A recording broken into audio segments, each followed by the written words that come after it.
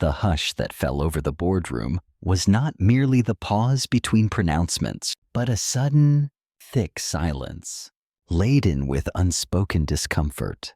It settled like dust motes in the sterile air, each executive suddenly absorbed in an imaginary email or a meticulously adjusted cufflink.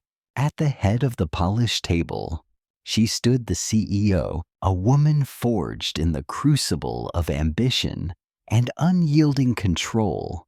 Her gaze was steady, fixed somewhere beyond the hushed faces, her voice a low, even murmur that nonetheless commanded attention. "My skirt," she said.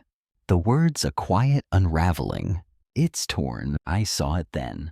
A whisper of damage near the delicate seam, a cruel whisper against the impeccable fabric. It was subtle, almost imperceptible. Yet once seen, it could not be unseen. And in that moment, the elaborate edifice of titles and power seemed to crumble, revealing something raw and exposed.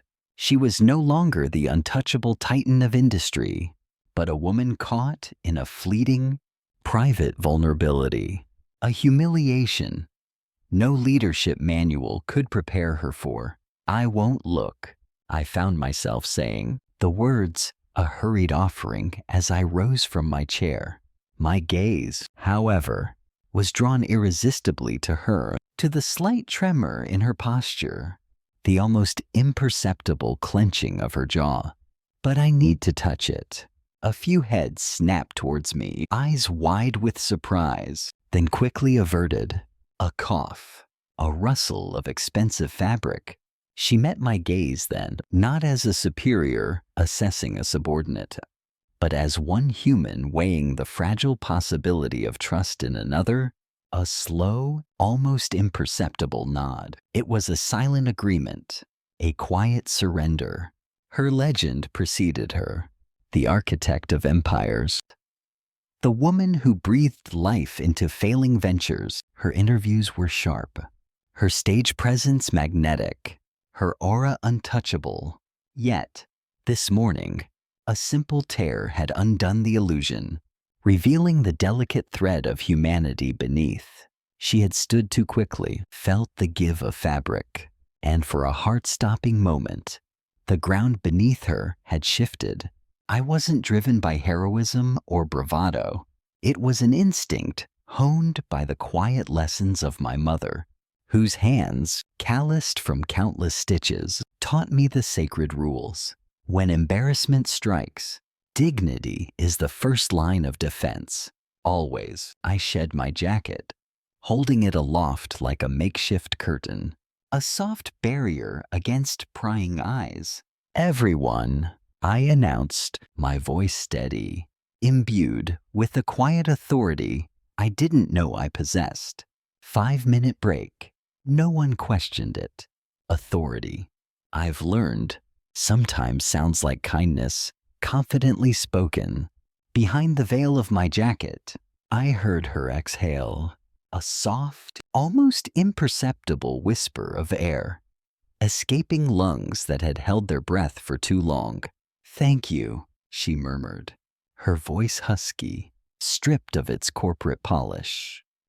"Not CEO thank you, human thank you."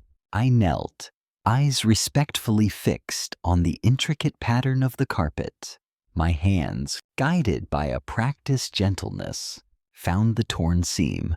The texture of the fine fabric against my fingertips was surprisingly soft, almost intimate.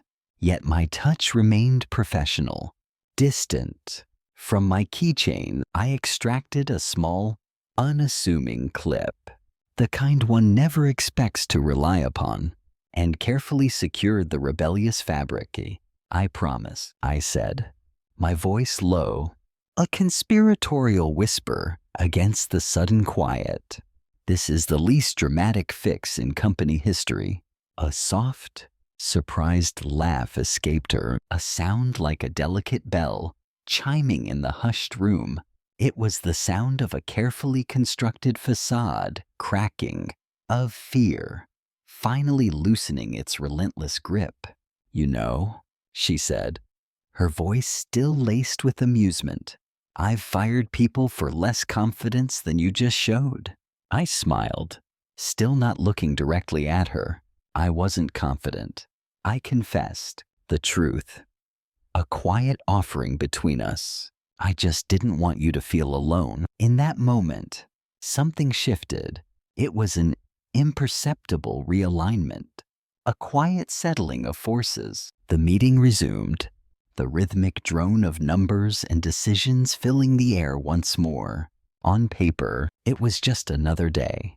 But an invisible thread had been woven, a delicate connection forged in the crucible of vulnerability and quiet understanding.